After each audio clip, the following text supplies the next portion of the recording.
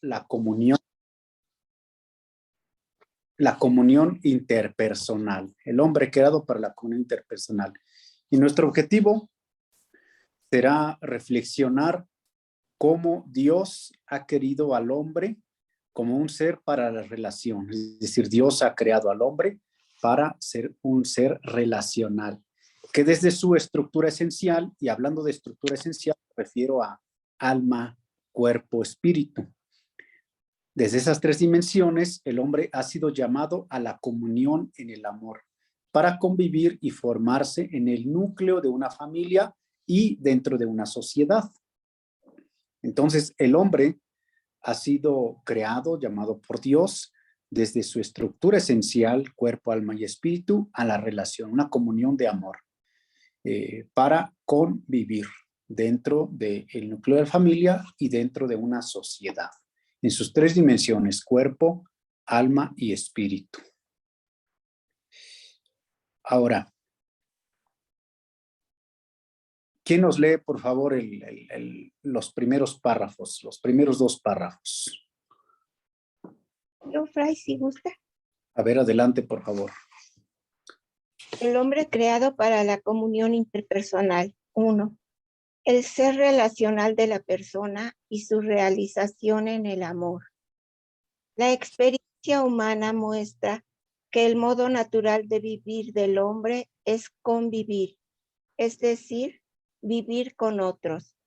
Ya desde la misma generación y desarrollo en el seno materno, hasta la madurez física, cultural y moral, el hombre necesita de la compañía, interacción, colaboración y ayuda de otros seres humanos. El pensamiento filosófico ha reflexionado sobre la dimensión social del ser humano, aunque también ha caído en los excesos del individualismo y el colectivismo.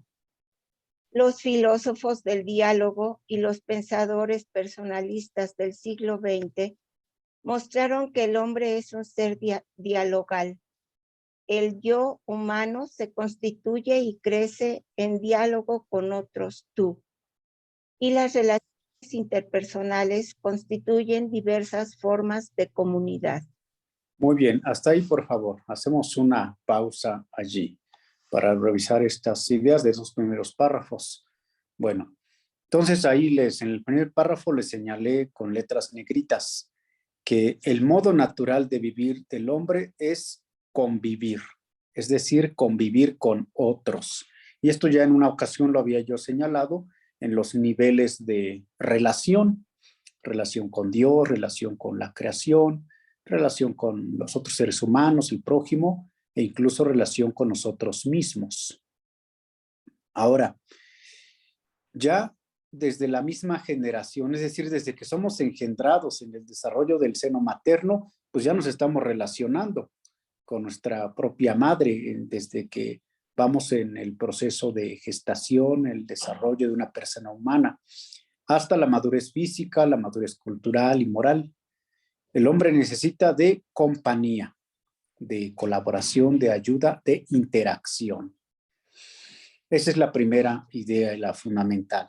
Ahora, en el campo de la filosofía se ha reflexionado esta dimensión relacional del ser humano y han caído en excesos o en los extremos. Por una parte, algunas líneas del pensamiento filosófico caen en el individualismo.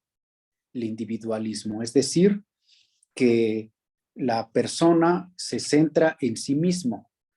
Y por otra parte, en el colectivismo, una colectividad tan grande que se disuelve, que no se distingue a la persona como un ser dentro de un grupo social, sino se diluye dentro de la colectividad. Entonces son extremos. Por un lado, centrarse únicamente en la persona, por otro lado, como estar dentro de una colectividad, pero perder ahí el sentido del ser personal.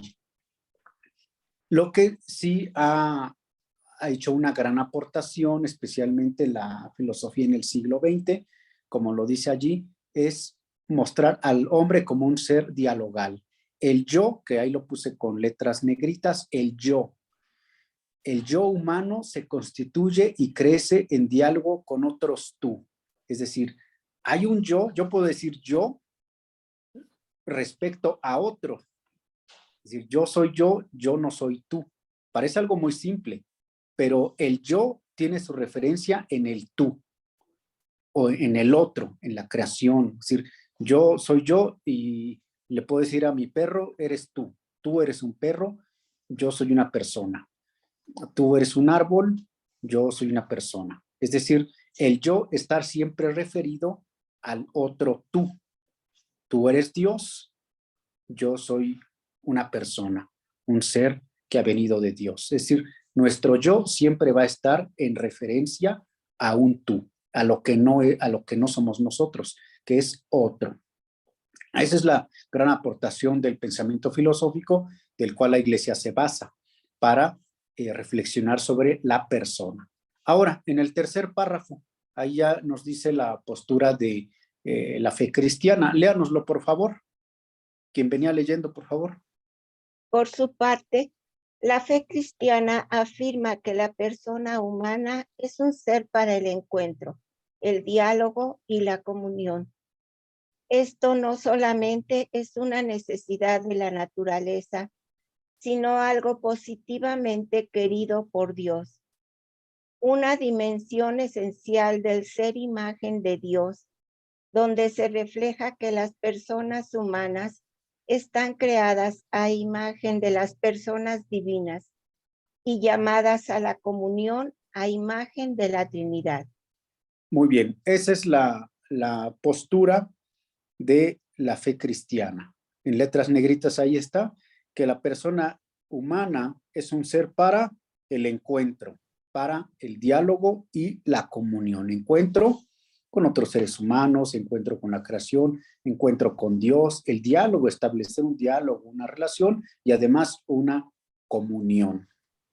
Esa es la postura de la fe cristiana, que el hombre es eso, un ser creado para esas categorías, encuentro, diálogo y comunión. Y esta idea que sigue a continuación no es solamente una necesidad de la iglesia, sino es algo que Dios ha querido. Dios ha querido hacernos así, por ser imagen de Dios. Ahora, continúe el siguiente párrafo. Los relatos bíblicos de la creación nos muestran a Dios llamado al ser con su palabra a las diversas criaturas, pero entrando en diálogo directo únicamente con el ser humano. Desde su origen, el hombre es un ser hecho para la alianza con Dios. Es decir, de entre toda la creación, todas las criaturas, el ser humano es el único que entra en diálogo directo con Dios. Dios dialoga, Dios tiene un encuentro, hay una relación directa con el ser humano. Con las otras elementos de la creación hay una relación, porque es de relación del creador con lo creado, pero no hay propiamente un diálogo directo. El hombre es el único que tiene un diálogo directo con Dios. Esto nos lo dicen los relatos bíblicos de la creación. Cuando interactúa, Dios se comunica directamente, dialoga directamente con el hombre y no con ninguna otra creación, otro elemento de la creación. A ver, otra persona que nos lea, por favor.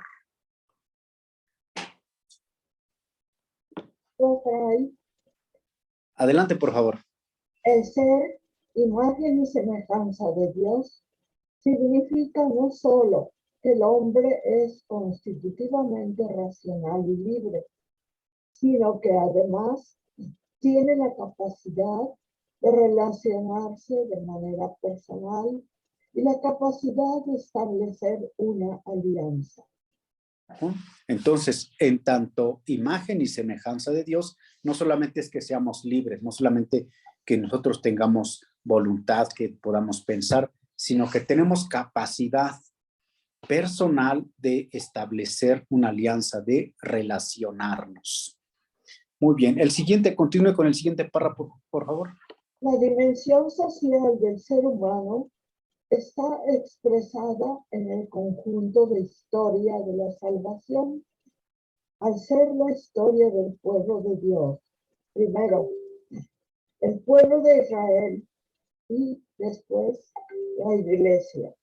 La plenitud de la humanidad se promete en la Biblia como la reunión en la ciudad santa de todas las naciones.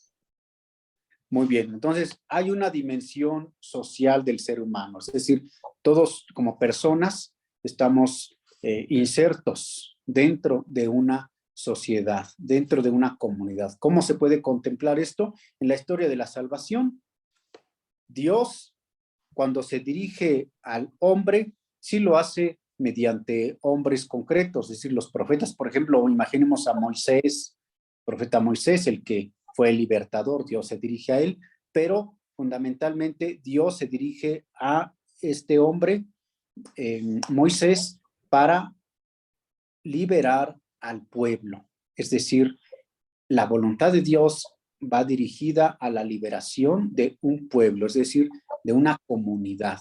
Entonces, ese es el fundamento. Hay una humanidad que es un pueblo.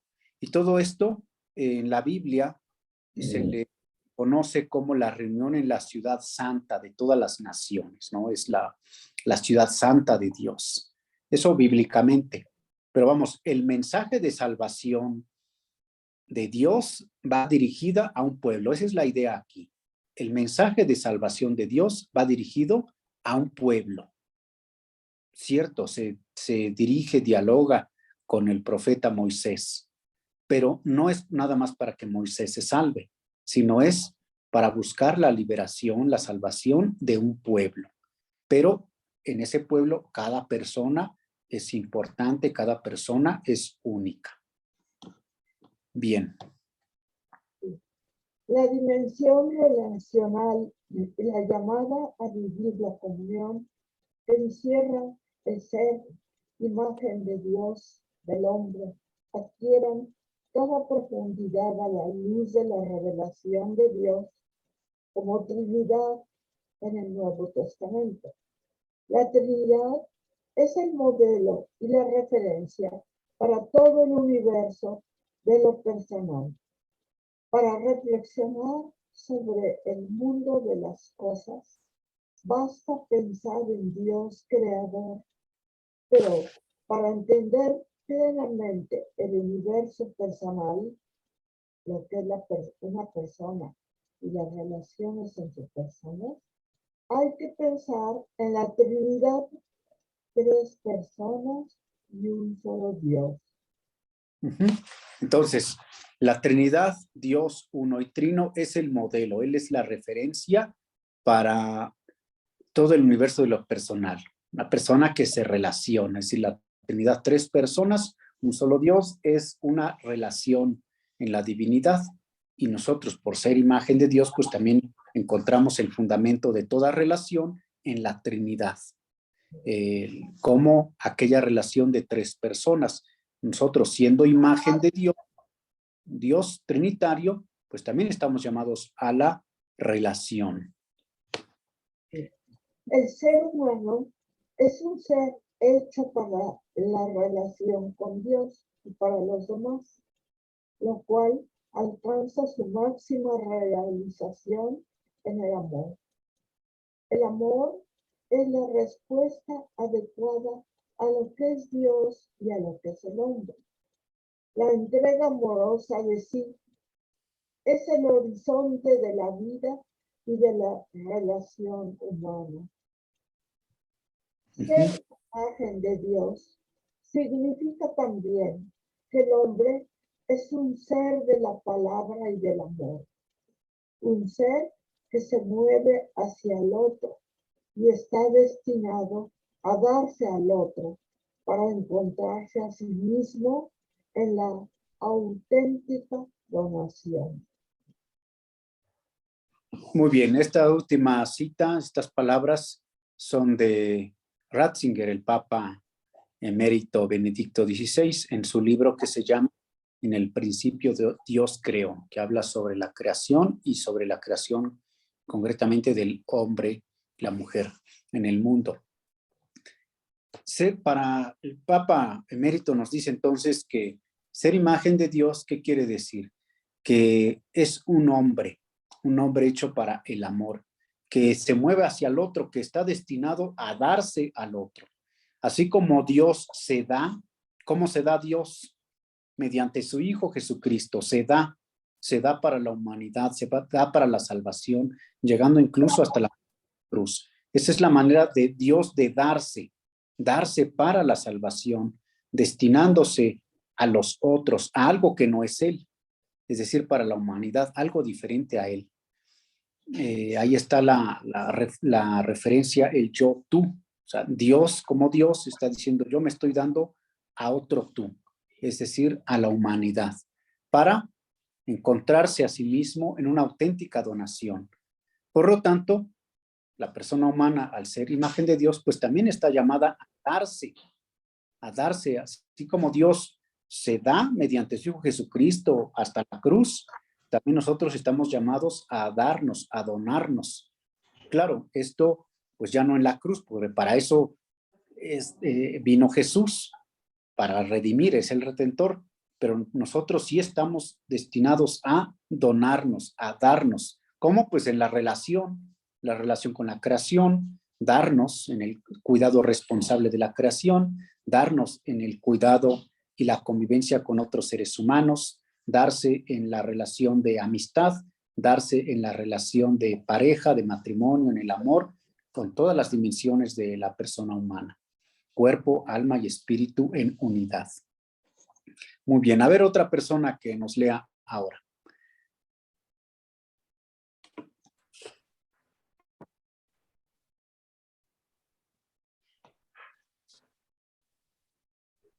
A ver quién nos lee.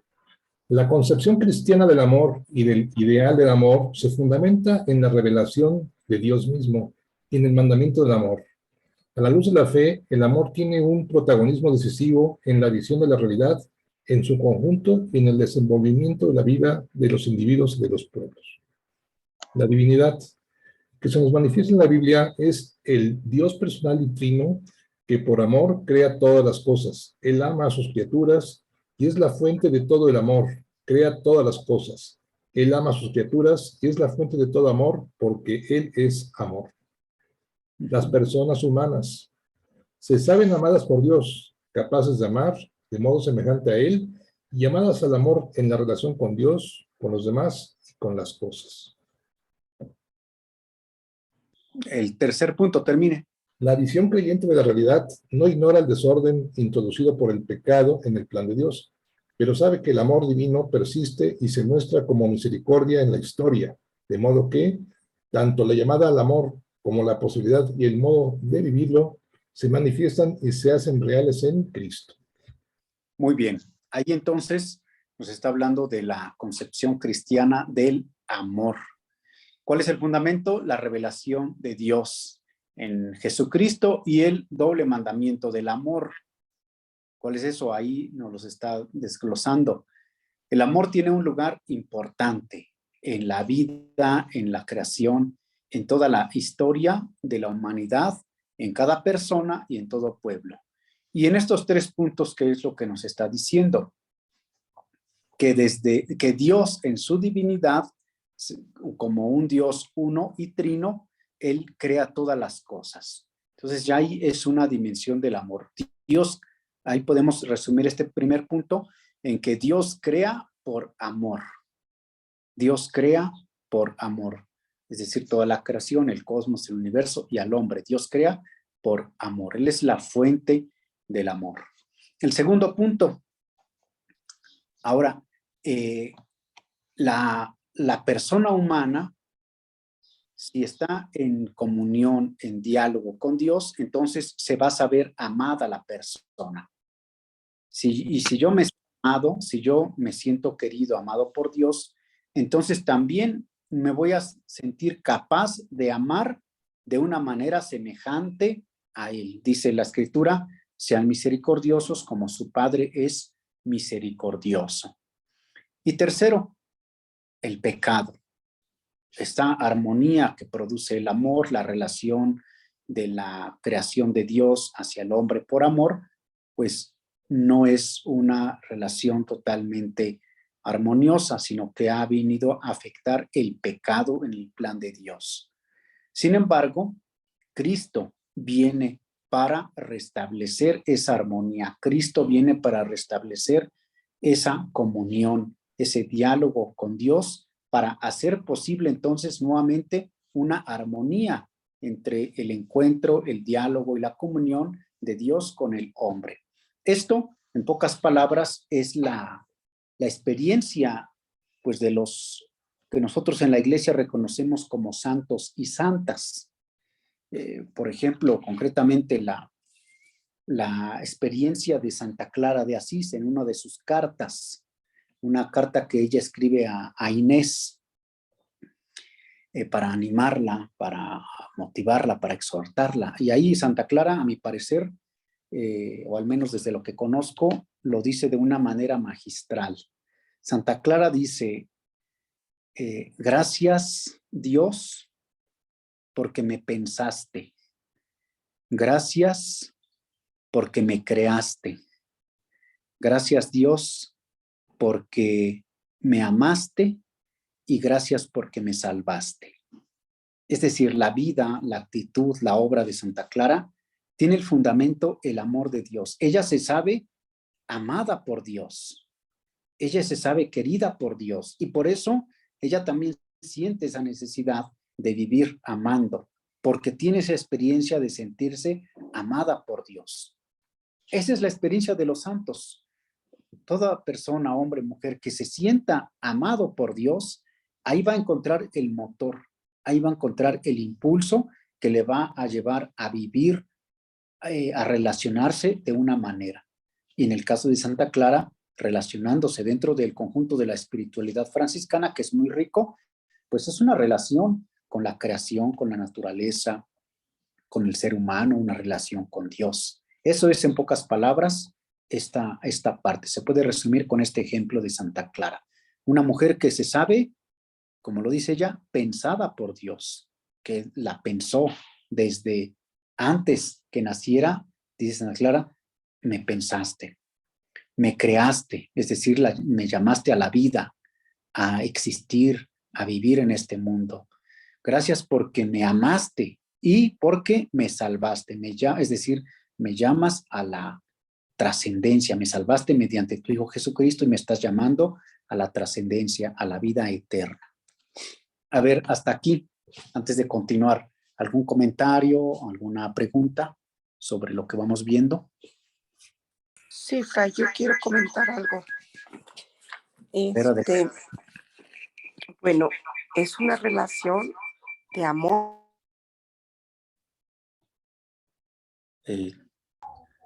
Perdón, No. hermanita, es que estás en dos aparatos y cuando activas tu micrófono en uno se escucha muy mal. No seas malita, en uno bájale volumen o desconéctate, porfa. Sí, está muy bajo el volumen, pero yo creo que me voy a salir del teléfono porque, pues, Ya te se escuchas escucha hoy muy mal. bien. Pero en esta relación, padre Fray, es una relación de amor, ¿no? Una relación, estamos llamados a una relación de amor, que es lo que manifiesta Santa Clara aquí, ¿no? Gracias. Sí, es una relación, ¿no? Dios crea por amor, es el fundamento. Es decir, Dios crea todo el cosmos, el universo, a cada uno de nosotros como personas. Dios nos ha creado por amor. Como lo vimos en la clase anterior, no somos un azar. No estamos aquí, como lo decía en la filosofía existencial, que somos arrojados en el mundo y estamos aquí. Somos seres en el mundo o somos seres en evolución, que eso sí es cierto, pero no es un azar, sino desde la concepción cristiana, cada persona, así como todos los elementos de la creación, han sido creados por amor, pero de manera especial, la persona humana ha sido creada por amor para entrar en diálogo, en comunión con Dios. Ese es el fundamento. Y les decía de Santa Clara, su experiencia que es, ella descubre, sabe que es amada por Dios. Y ese es el motor que le lleva a pues desapropiarse, a tener una vida de oración, de penitencia, a vivir amando, reconociendo la creación, todas las criaturas, al prójimo y una relación con Dios mediante la oración, mediante las prácticas de la caridad, de la misericordia.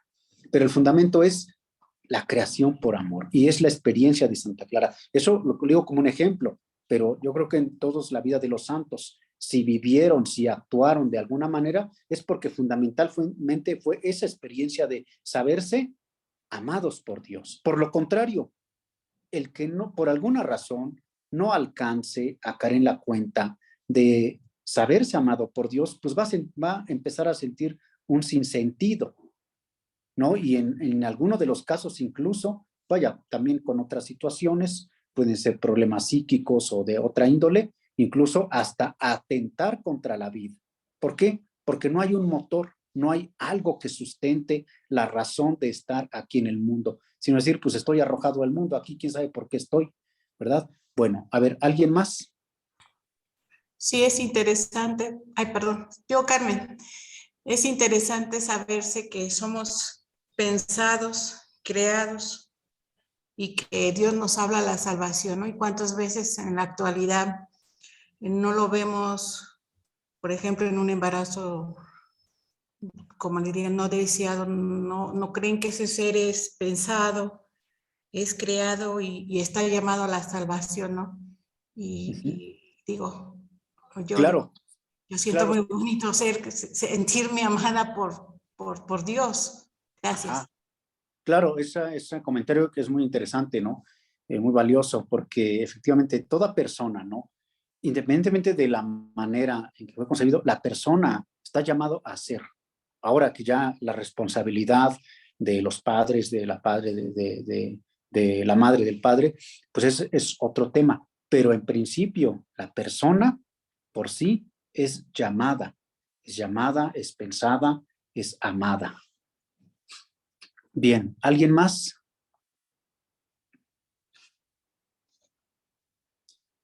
Bueno, si no, continuamos con a otra persona que nos lea ahora, por favor, en donde dice el antiguo precepto. Yo lo leo. Adelante, por favor. El antiguo precepto del amor a Dios y al prójimo del Antiguo Testamento se renueva en el Nuevo Testamento. La filiación respecto al Padre y la fraternidad respecto a todos los demás marcan decisivamente la vida que brota del Evangelio. El siguiente también. El amor es mandamiento para el cristiano porque es la vocación a la que está llamado, es su meta. Ese amor es la única respuesta adecuada a su identidad. La excelencia y plenitud que le es propia por su condición de hijo de Dios y de hermano del prójimo en Cristo. El amor contiene y da plenitud a todos los mandamientos. Muy bien. Ahí entonces el primer párrafo hace referencia al precepto del amor y al prójimo en el Antiguo Testamento. Ahí les pongo las citas bíblicas. Ustedes encárguense, dense un tiempo para buscarlo. Este precepto del amor se renueva en el Nuevo Testamento con Jesucristo. Jesucristo, como sabemos, la misma escritura dice, no viene a, perdón, no viene a abolir la ley, no viene a aplicarla, viene a darle un sentido más amplio, más profundo. Es la filiación respecto al Padre, es decir, el ser hijos, todos somos hijos de Dios mediante Jesucristo. Jesucristo hace posible en su humanidad que todos nosotros seamos hijos verdaderos de Dios. Y la fraternidad, por lo tanto, respecto a los demás, es decir, que todos seamos una hermandad en Jesucristo. Él es el que hace posible que seamos hijos y, por lo tanto, hermanos. Ahora, este mandamiento del amor es la vocación, es la meta a la que estamos llamados. Y recuerden ese pasaje en donde dice, Jesús se había dicho, amarás al Señor, tu Dios, con todo tu corazón, con toda tu alma, con todas tus fuerzas. Y Jesús viene a ampliarlo Amarás al Señor tu Dios con todo tu corazón, con todas tus fuerzas, con toda tu alma, y es lo que añade Jesús, y a tu prójimo como a ti mismo. Es decir, no solamente el amor referido a Dios, porque es el creador, porque es el Dios que da la vida, sino al prójimo como a ti mismo. Es decir, a tu propia persona vas a amar a tu prójimo como a ti mismo, porque tanto el prójimo como tú son hijos de Dios, tienen la misma dignidad y han sido llamados a esta vida por Dios. Ese es el mandamiento fundamental que ha sido renovado en el Nuevo Testamento mediante Jesucristo. Es decir, Jesús no rechaza, no viene a hacer a un lado los antiguos preceptos, el mandamiento del amor, sino más bien viene a planificarlo, es decir, viene a ampliarlo, a darle un sentido más profundo. Considera entonces a Dios, al prójimo y a uno mismo, ¿no? Que es lo fundamental. Y ya de ahí pues se va a desprender también todo el conjunto de la creación. A ver, termina usted este párrafo. La entrega. La entrega total e incondicionada de Jesús a los hombres, en unión y cumplimiento a la voluntad amorosa del Padre, es el mayor modelo de amor y la fuente que lo hace posible en quienes lo acogen. El amor por caridad, la entrega de sí, el ser para los demás, está en el centro del mensaje cristiano. Es amor espiritual, activo y benevolente, que tiene la iniciativa sin esperar la reciprocidad y que se dirige a Dios y a todas sus criaturas. Muy bien. Aquí, ¿qué podemos rescatar? Una duda, perdón, Fray. Sí, adelante, a ver. Sin esperar la reciprocidad, es decir, o sea, Dios nos ama y no espera que nosotros también le amemos. Es decir, sí, es decir, es un amor, lo que se le llama en la teología, en la espiritualidad, un amor kenótico. La kenosis se puede traducir como una fuente inagotable, es decir, que se da. Dios se da, o sea, simplemente se da porque Él es el amor, Él es la misma fuente del amor. Y eso se manifiesta en la cruz. O sea, Jesús, a pesar de pues recibir, podemos decir que incluso hasta la ingratitud de la gente, de la humanidad, Él se da de manera incondicional, se da en el cumplimiento de la voluntad de Dios para la salvación de la humanidad. Es decir, ahí está ese carácter incondicional de la entrega total de Jesús a los hombres. La cruz es la muestra de ello. Aunque no hay reciprocidad, hay un amor kenótico, es decir, un amor como una fuente inagotable. ¿Algo más por ahí antes de pasar al punto número 2? Entonces nosotros también estaríamos llamados a ejercer ese tipo de amor, porque aquí nos habla de que el centro del mensaje cristiano es ese amor, un amor que no espera reciprocidad. Para mí, que soy humana y pecadora, pues qué difícil Claro, es claro. amar sin esperar que los demás me amen.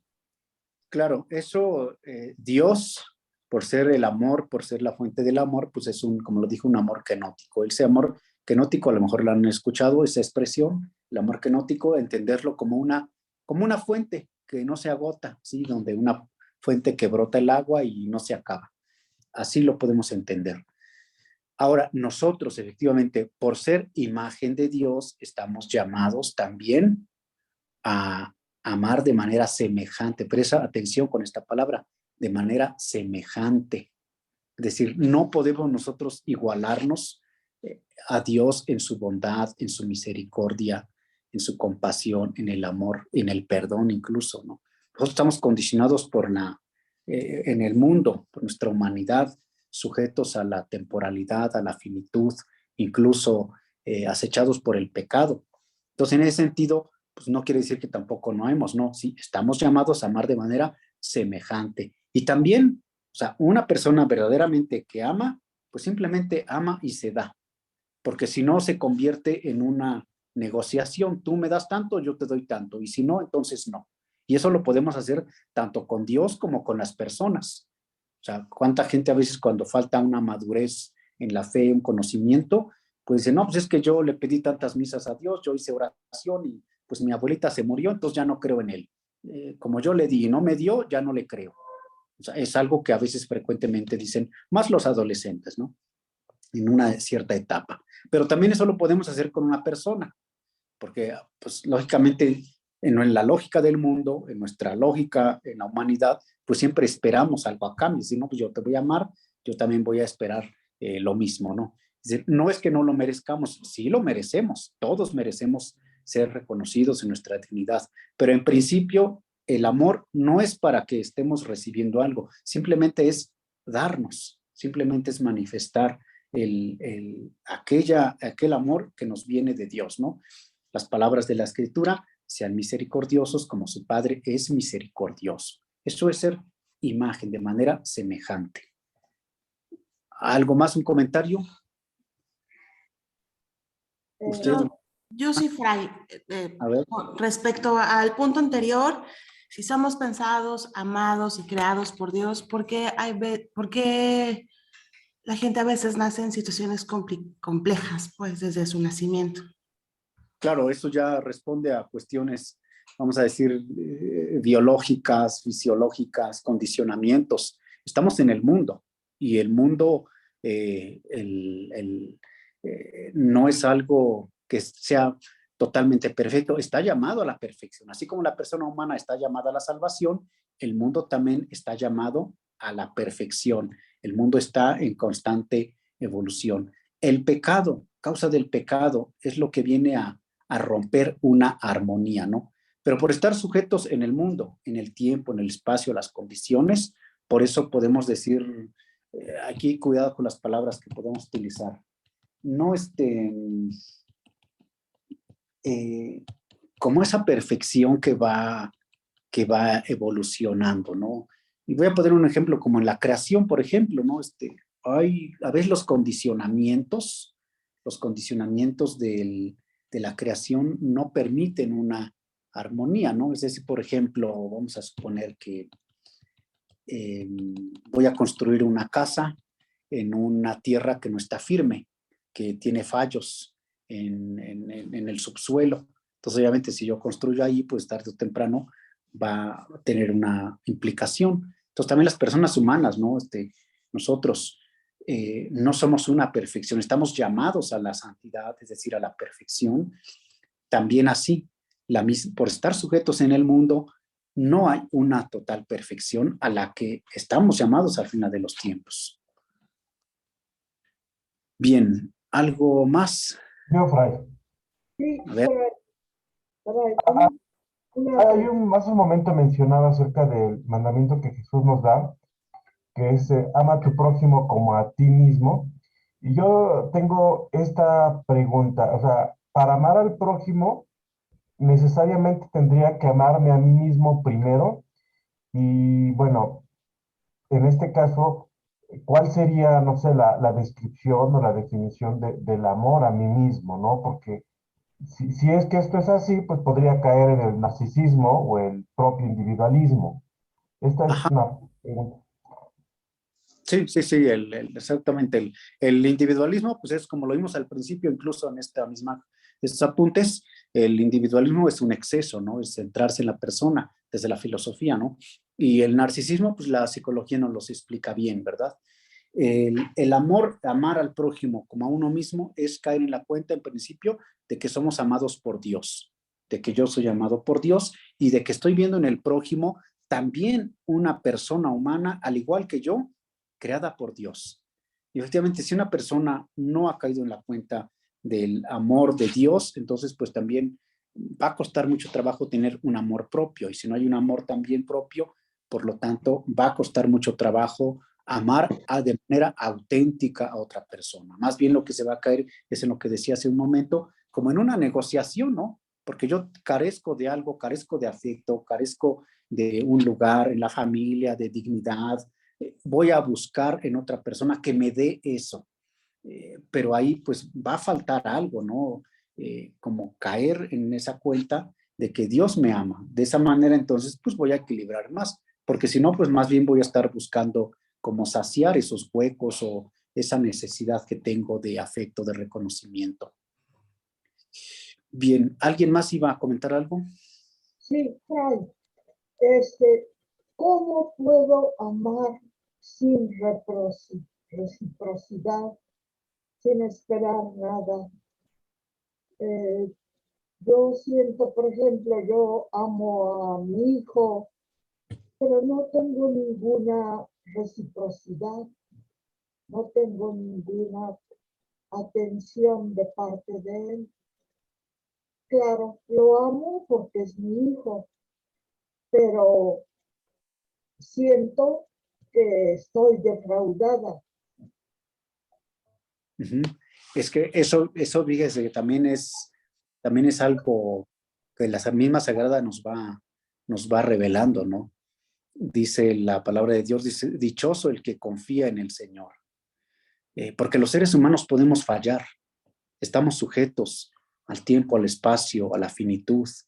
El pecado entra en la vida del hombre.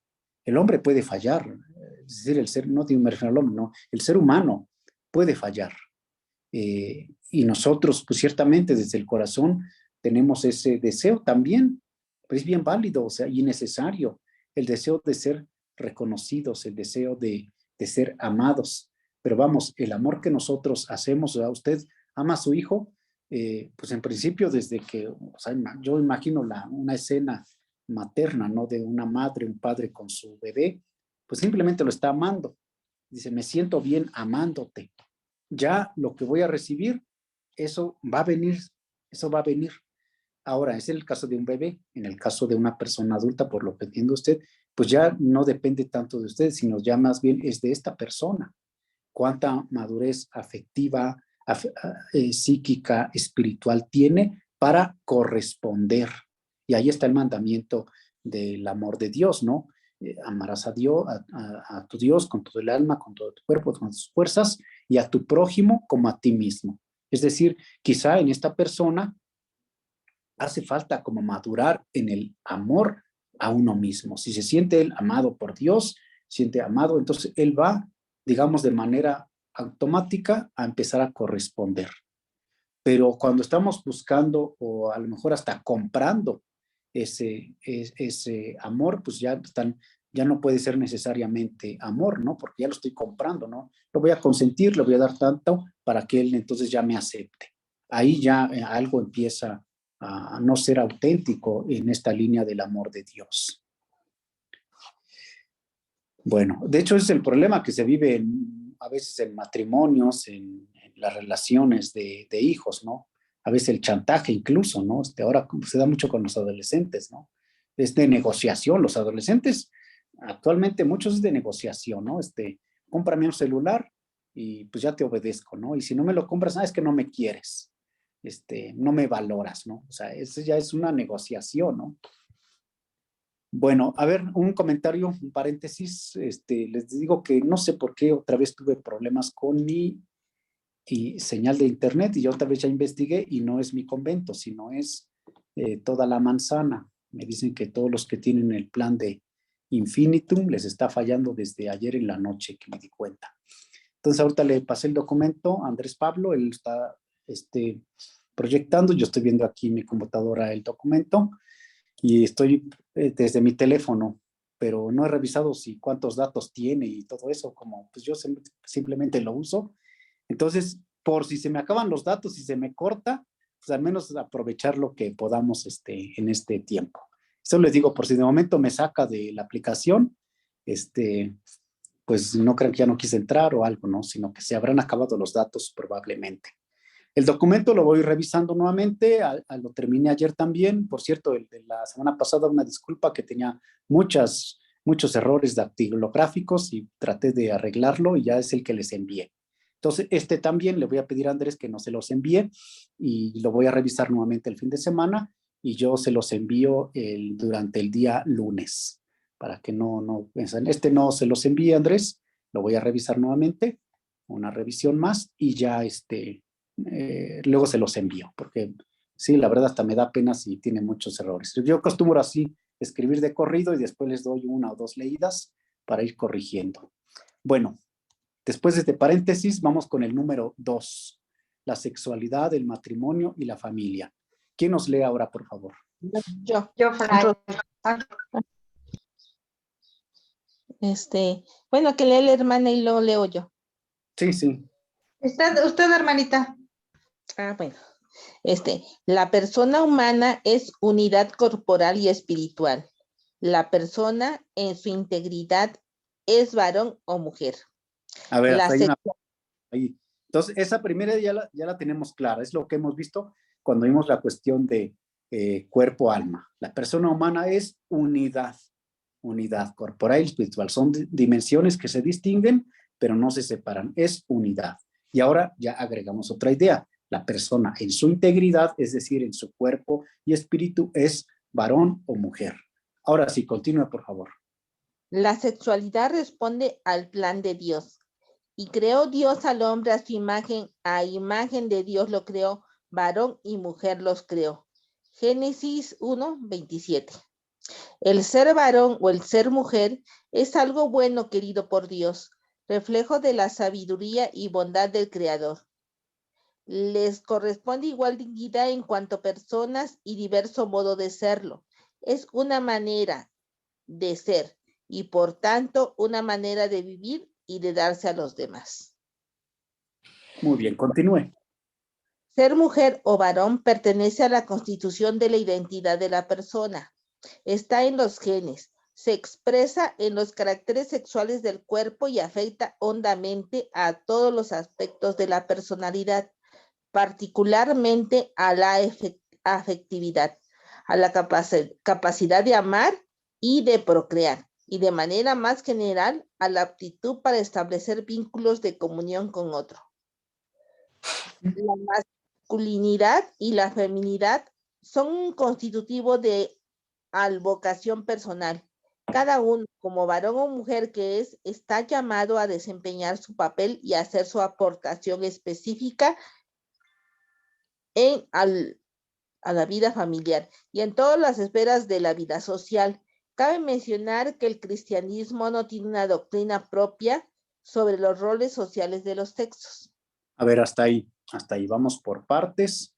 Vamos comentando esta parte primero. Bueno, entonces tenemos el dato bíblico del libro del Génesis. Dios los creó, varón y mujer los creó.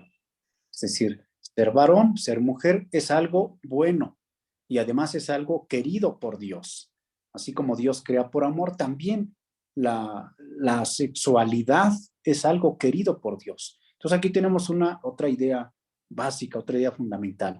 La sexualidad por sí misma no es mala, es buena, ¿no? Porque esto en un pensamiento dualista, ya vimos eso de que el alma es lo bueno, el cuerpo es lo malo, la sexualidad se le asocia al cuerpo y dice, pues es malo, ¿no? La sexualidad es mala. No, la sexualidad desde la fe cristiana es algo bueno, es algo querido por Dios. Esto como una idea fundamental, ¿no? Porque esto a veces no es fácil, no tenemos claridad y lo asociamos, como les digo, desde el pensamiento dualista y concluimos que es malo. No, la sexualidad es algo bueno en el ser humano, es algo que Dios ha querido en su bondad, en su capacidad de amar.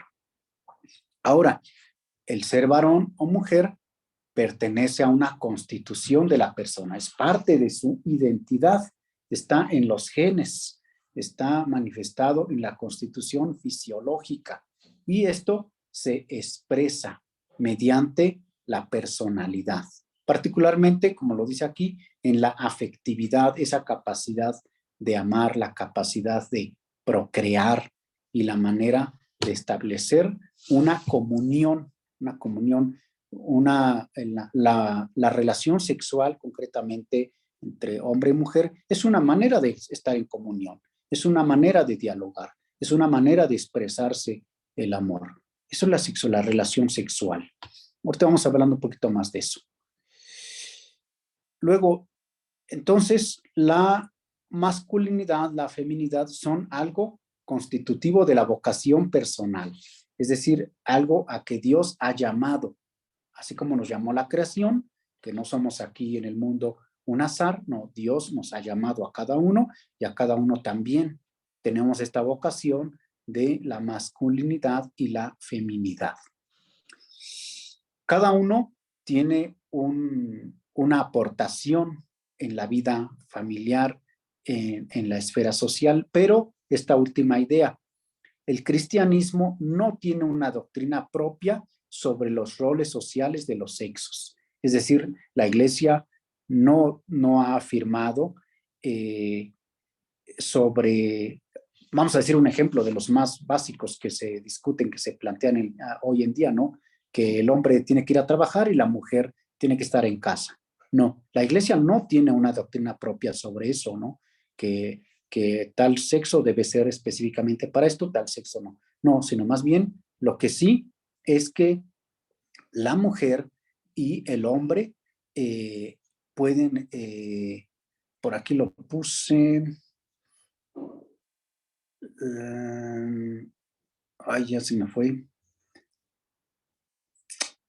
la capacidad de amar y procrear, eso sí, la Iglesia en sus enseñanzas lo afirma, lo defiende, que hombre y mujer tienen la capacidad de amar y de procrear.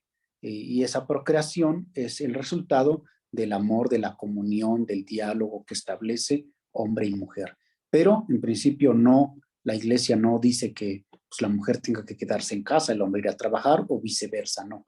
No hay una doctrina propia y no es fácil establecerla, ¿no? Porque lo fundamental es que ambos tienen la capacidad de amar y procrear, hombre y mujer.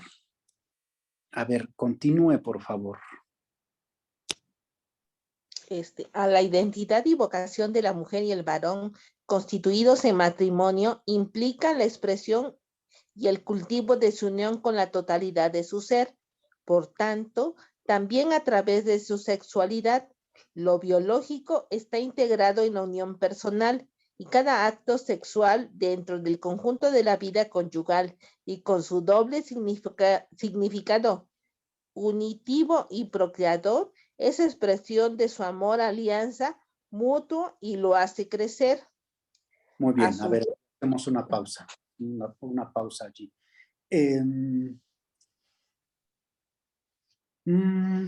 Bueno, la vocación, lo dice en ese párrafo, en la mujer y el varón constituidos en matrimonio, ahí estoy hablando específicamente de matrimonio, implica la expresión y el cultivo de su unión con la totalidad de su ser. ¿Cuál es la totalidad de su ser? Las tres dimensiones básicas que hemos reflexionado, cuerpo, alma y espíritu, ¿no?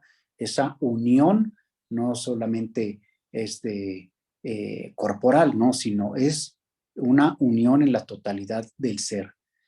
Lo biológico está integrado en la unión personal, lo biológico, el cuerpo, el alma y el espíritu.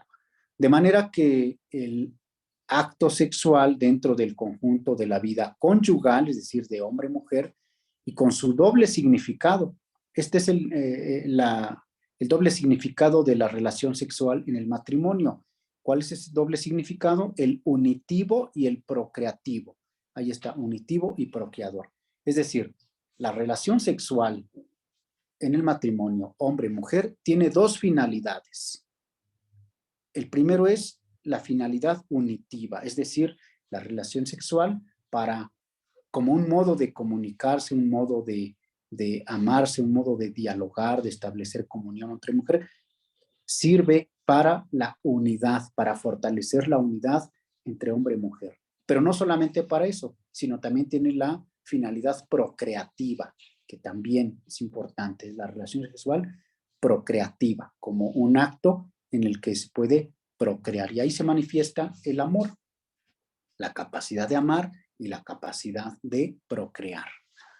Esta es la expresión del amor en tanto alianza, de alianza mutua, y lo hace crecer, es decir, el hombre y la mujer van creciendo, van fortaleciendo su relación en matrimonio. Bueno, continúo así, ahora sí. A su vez, la alianza matrimonial es el ambiente adecuado para generar y educar las nuevas vidas humanas.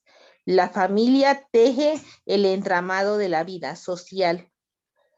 La familia tiene una función social de primera importancia como célula de la sociedad. Es el primer y fundamental ámbito de socialización, educación y ayuda mutua. Muy bien, Además, entonces, hasta un momento. Ahí entonces estamos hablando de la familia como el núcleo o la célula de la sociedad. La familia es el ambiente primordial en el que se educa nuevas vidas humanas. Desde la familia es en donde se va tejiendo la sociedad, una comunidad en constante relación. Y a ver, termine con este párrafo que nos habla de la familia también.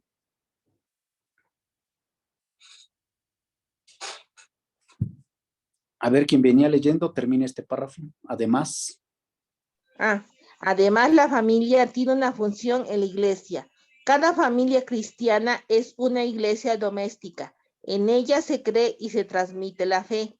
En ella se ora y en ella se vive la entrega y la alegría del amor. La familia puede y debe dar culto verdadero a Dios, uniendo a los hombres con Dios y entre sí. Por eso la familia es auténtica expresión y realización del misterio de la iglesia. Muy bien, esa idea es de la Constitución Lumen Gentium del Vaticano II. Cada familia cristiana es una iglesia de casa o una iglesia doméstica. Cada familia es un núcleo de la iglesia que está unida a la iglesia universal. Una iglesia que es fundamentalmente es pueblo de Dios, es comunión, es sacramento, la iglesia es mensajera, la iglesia es maestra. Eso tiene que ser la familia. La familia es maestra, la familia es como un sacramento, la familia, un sacramento para salvación o como un instrumento. La familia es el ambiente, el núcleo fundamental donde se expresa la realización del misterio de la iglesia. Bueno, hasta aquí, ¿algún comentario antes de pasar a lo siguiente? Al tercer punto, persona y sociedad.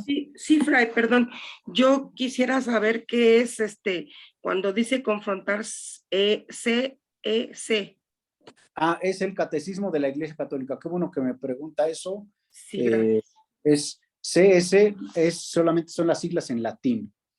Ok, gracias. Catequesis Ecclesiae Católica.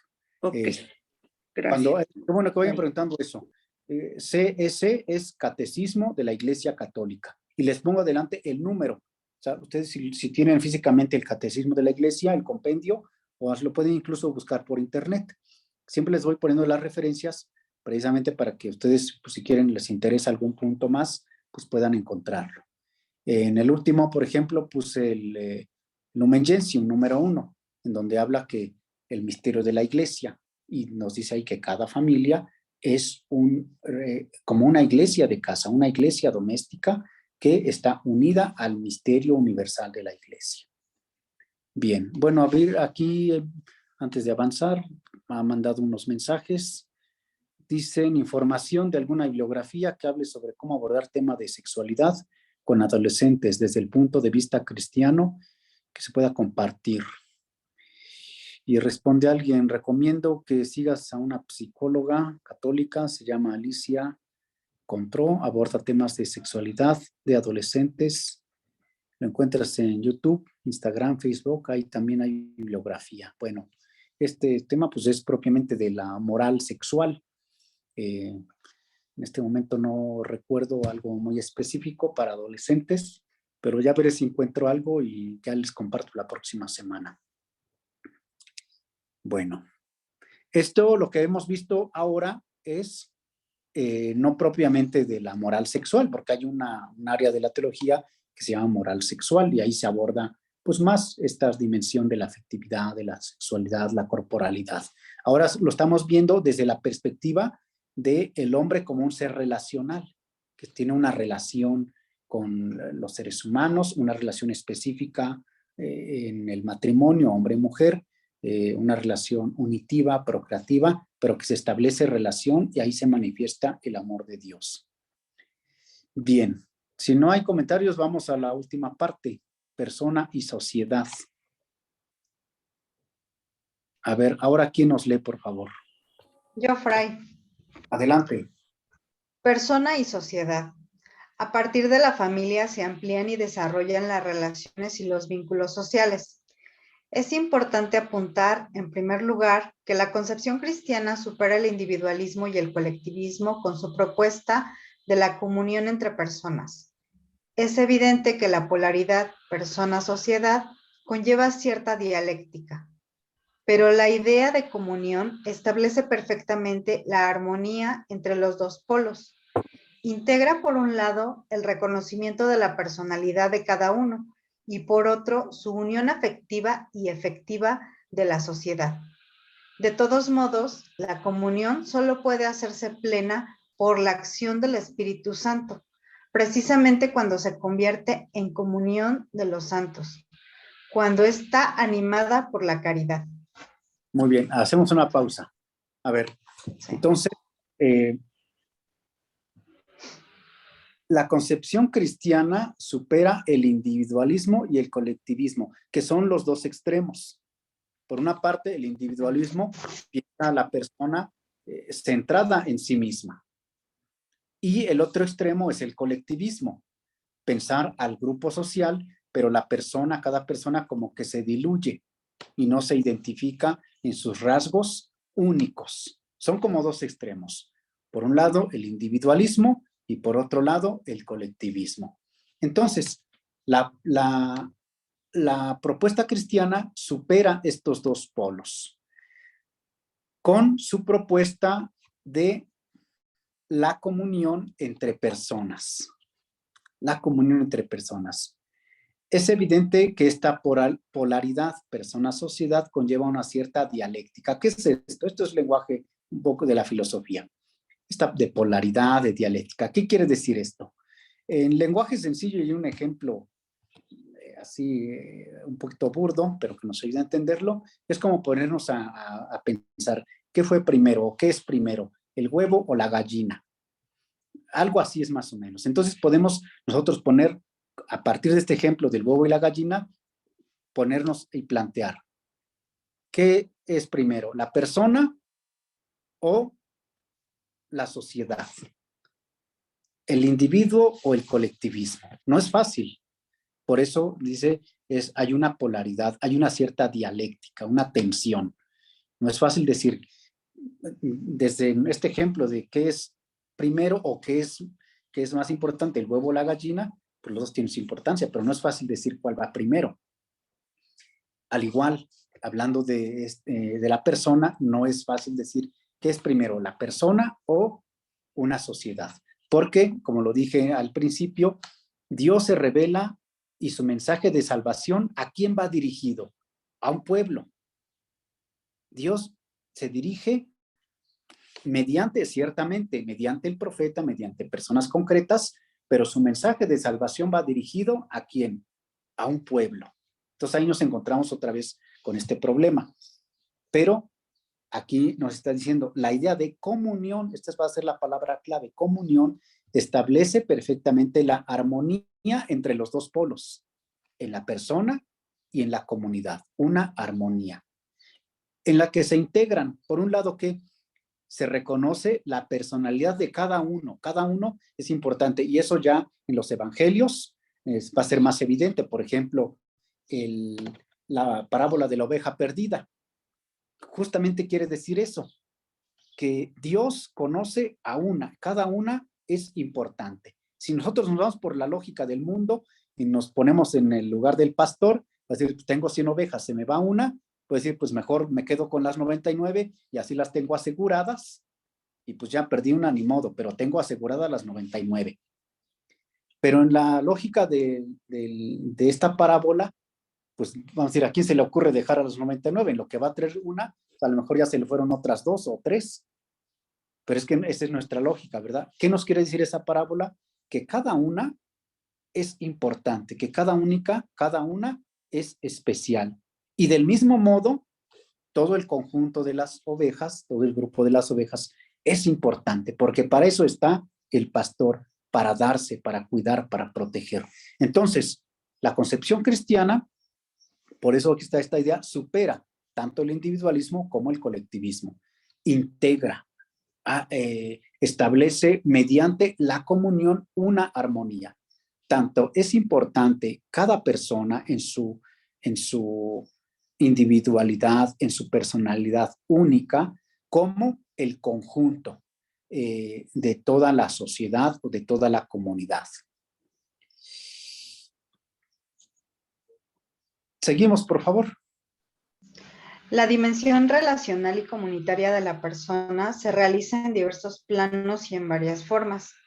Este carácter social de la vocación humana se despliega en el plano de la naturaleza social de todo ser humano y en el plano de la intervención de Dios en la historia y de su gracia.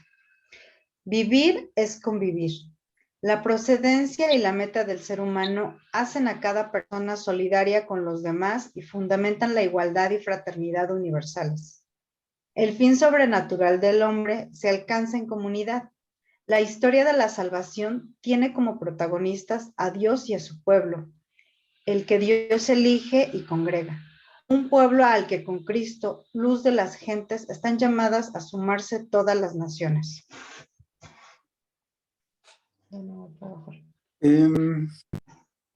Termine. No, no, hasta ahí.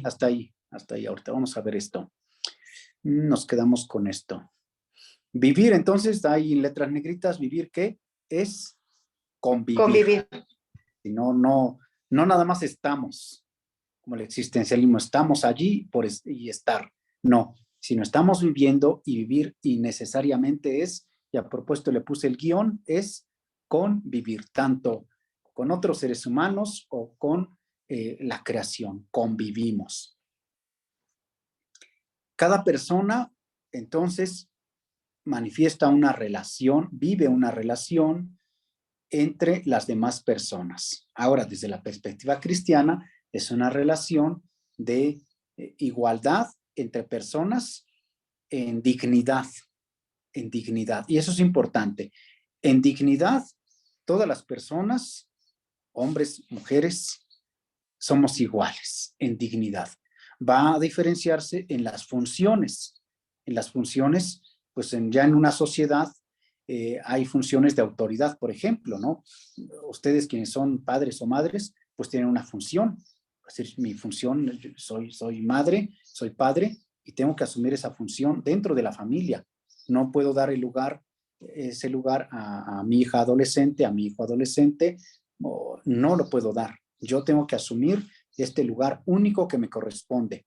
Entonces, ahí no hay igualdad, pero en principio, en dignidad como personas, como imagen de Dios, somos iguales. Y ese es el fundamento para una fraternidad universal. Ahora, el fin sobrenatural del hombre se alcanza en comunidad, es decir, la salvación, el mensaje de salvación va dirigido fundamentalmente a un pueblo. Dios quiere salvar al pueblo, pero dentro del pueblo cada persona es única. Y esa realización de la salvación se alcanza en una comunidad. Eso es una gran diferencia entre la teología católica y la protestante. La protestante, por ejemplo, ellos van más centrados en la persona. Yo tengo fe bíblica, la sola escritura, la sola fe, y eso basta. Y nosotros no, incluso, por ejemplo, nosotros en la Iglesia Católica, en las misas, por ejemplo, se piden la indulgencia o las intenciones por nuestros difuntos, y ahí ya se manifiesta una comunión. ¿Cómo es esa comunión? Mediante la oración de intercesión, pedir la intercesión por nuestros difuntos, y ahí hay una comunión que se establece con los santos, con María, con nuestros difuntos. Pero para la teología protestante, por ejemplo, eso no vale. Es decir, tú cometiste tus pecados o tú hiciste el bien, entonces tú te salvas o te condenas, pero tú nada más. De los demás no depende. Y para nosotros, para la Iglesia también es así, pero está la comunión, es decir, la oración, la intercesión, la súplica para que pues un difunto, alguien que ya murió, sea perdonado por sus culpas, todo eso, hay una validez, porque el fundamento es la comunión. Y eso, por ejemplo, en la misa si ustedes van recordando o cuando vayan poniendo atención, se va manifestando la comunión de toda la iglesia. Por ejemplo, en esta parte del prefacio, la plegaria, donde dice, dice, con el pueblo que has reunido, con el Papa, con el obispo, con todo tu pueblo santo, y después, esa es la iglesia militante, y después habla de la iglesia triunfante, empieza, y con María, la Virgen, Madre de Dios, su esposo San José, los santos, y todos aquellos que vivieron conforme tu voluntad, ahí se manifiesta la comunión de la iglesia militante, que somos nosotros, el pueblo de Dios, y la iglesia triunfante, que encabezada por los santos, por María, todos. Y se menciona después a los difuntos, aquellos que murieron en la esperanza de la resurrección. Todo eso manifiesta la comunión, es decir, no hay una como escisión, ya porque ya se murió, pues ya pertenece a lo sobrenatural o a lo trascendente o a la condenación, según sea, no, sino sigue habiendo una comunión, y de ahí la importancia de la oración por nuestros difuntos, del pedir la intercesión por ellos, porque sigue habiendo comunión. Esa es una gran diferencia con la teología protestante. Bueno, ahora sí vamos con esta última parte, el cristianismo. El cristianismo, una vez afirmada la dimensión social de la persona a todos los niveles, no propone un sistema político concreto para la sociedad.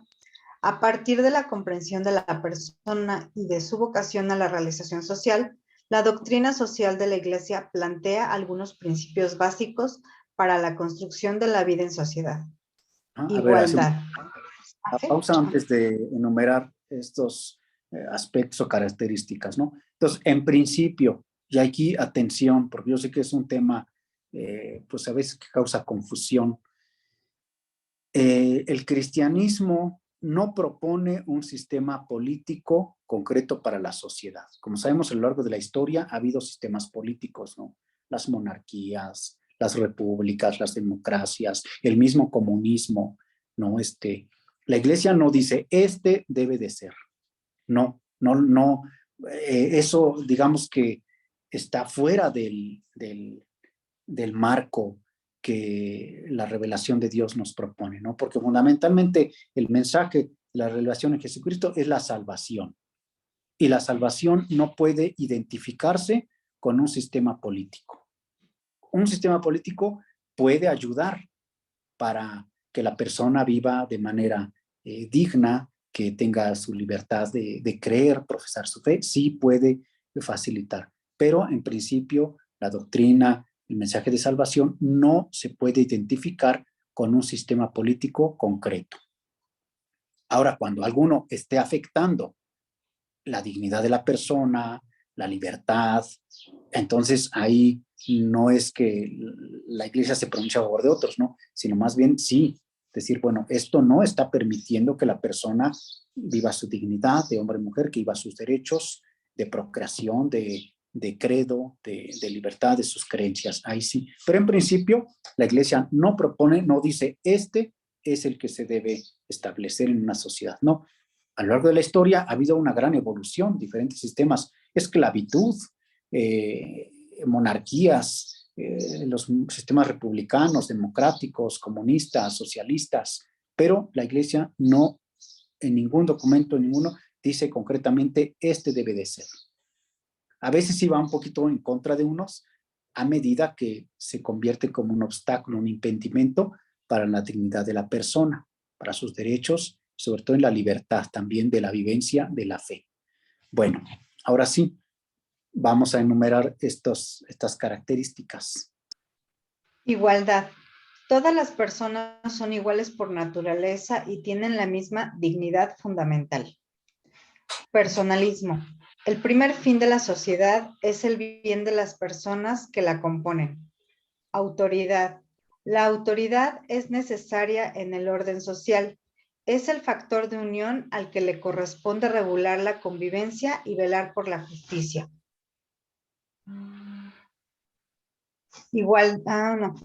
Solidaridad. Es un deber de justicia para todos contribuir en las cargas de la vida social y ser solidarios, especialmente con los más desfavorecidos.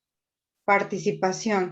La participación democrática en la vida social es la forma de gobierno más conforme a la dignidad humana. A ver, entonces estos son solo algunos aspectos que están fundamentados en, si ustedes van viendo ahí las citas, Gaudium et Spes, del Concilio Vaticano II, sí, todas son de Gaudium et Spes. La igualdad, por ejemplo, Gaudium et Spes número 29. Todas las personas son iguales por naturaleza, tienen la misma dignidad fundamental. Por ser creación de Dios, hijos e hijas de Dios, imagen de Dios, tenemos la misma dignidad. Ese es el fundamento. Esto lo dice el documento Gaudium et Spes número 29. Luego, el personalismo. El primer fin de la sociedad es el bien de la persona, de las personas que componen esta misma sociedad. Cada persona, es decir, ver a cada sujeto, a cada persona en la sociedad. No desde un colectivismo, ¿no? Sino, sí, de una sociedad, pero compuesta por personas. La autoridad, les decía el ejemplo, esto para reflexionar estas características, podemos incluso hacerlo desde la familia, que es un núcleo de la sociedad. Y les decía el ejemplo de la autoridad, es necesaria, en dignidad somos iguales, todos, pero en autoridad es necesaria para el orden social. Y esto en el ejemplo de la familia, la autoridad es necesaria para el orden familiar. Es el factor de unión al que le corresponde regular la convivencia y velar para la justicia, para la educación, para el bien en una familia en el caso.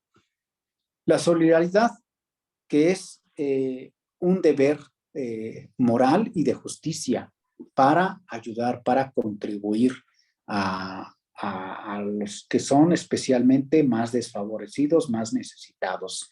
Y finalmente la participación, es decir, tomar en cuenta la opinión, tomar en cuenta la opinión de las personas para la vida social, y esto se considera como la forma de gobierno más conforme a la dignidad humana. Sin embargo, también los sistemas democráticos también, en teoría, es la mejor forma, en teoría. Pero ya en la práctica, nosotros ahora lo estamos viviendo.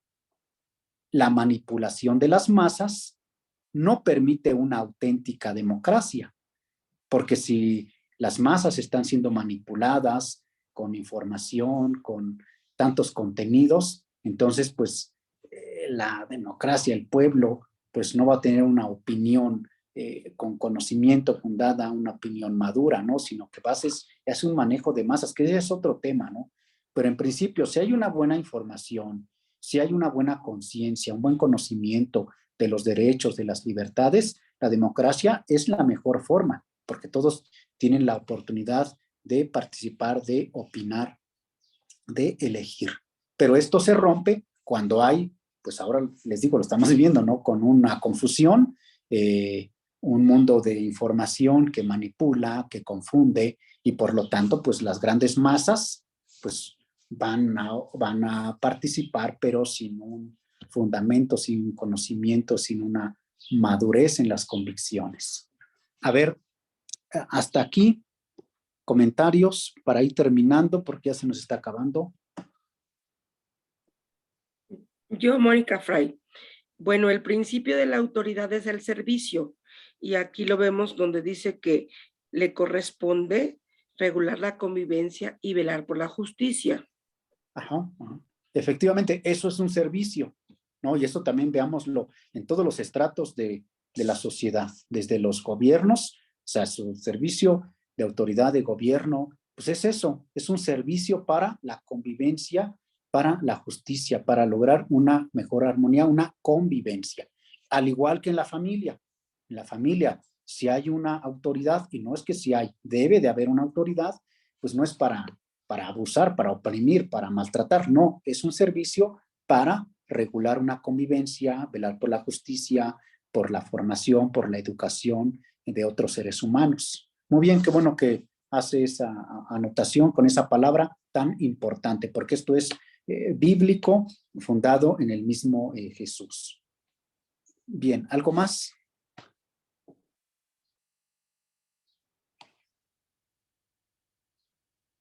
Bien. Bueno, pues vamos terminando por hoy. Como vemos, este tema está bien interesante. Regresamos al inicio, por favor. Andrés, ¿cómo se llamó el título? Nada más para recordar. Para ubicarnos ahí, irnos a los títulos. El título fue, entonces, el hombre creado para la comunión interpersonal. Y nuestro objetivo fue reflexionar cómo Dios ha querido al hombre como un ser para la relación. Dijimos que esta segunda parte del curso ya no íbamos a decir tanto qué es el hombre, sino para qué es el hombre. Y en este tema, entonces, si pudiéramos responder a esa pregunta, ¿cuál sería la respuesta? ¿Para qué es el hombre? Lo dice en el objetivo. A ver, ¿quién responde? Para convivir. El ser humano es para la relación. Un ser para relacionarse.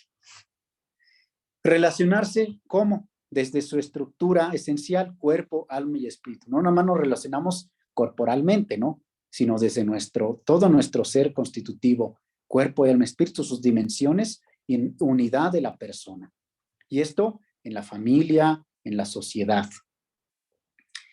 El hombre ha sido llamado a la comunión en el amor para convivir y formarse en el núcleo de la familia y dentro de una sociedad. Esas son las ideas fundamentales, ¿no? Entonces, a partir de eso, nosotros podemos ya ir sacando nuestras propias ideas. No les voy a dejar tarea, se los voy a enviar y vamos a hacer lo mismo que la ocasión anterior. Después de terminar los 4 temas, que son la segunda parte, otra vez les voy a plantear unas preguntas básicas y nuevamente así en media cuartilla me van a responder para que no se preocupen. Esto, les digo, los voy a revisar bien estos apuntes. Me voy a sentar otro rato a darle otras 2 leídas. Los corrijo si le encontré unos errores y se los envío el transcurso del día lunes. A ver, comentarios finales. Voluntarios, voluntarias. ¿Con qué ideas se quedan así? O ideas muy concretas. Que nos ayuden, que nos sirvan, que nos hayan llamado la atención. Yo, Mónica. A ver, Mónica. Me gustó mucho la idea de que el hombre es un ser dialogal. Me gustó mucho esa idea. Muy bien, muy Gracias. bien. Podemos ampliarlo con las 3 palabras que en los apuntes aparecen en el tercer párrafo. Es un ser de encuentro, es dialogal y de comunión, así para ampliar, pero en principio está bien esa idea, ¿no? Establecemos diálogo, ¿no? Con nosotros mismos en los niveles que hemos comentado. Muy bien, así, ideas como esas son las que quiero que ustedes se les queden bien claras, ¿no? Y claro, desde la perspectiva de la fe. ¿Quién más? ¿Quién más? Merced. Adelante. Adelante. Pues me quedó muy claro, ¿no? Y siempre nos han dicho que todo empieza en la familia, en la comunidad doméstica. Desde ahí, desde el núcleo de la familia, ya ahora sí, si una persona tiene buenos principios, lógico, cuando se relacione en comunidad, va a tener buenas ideas. Claro, Es claro. lo que...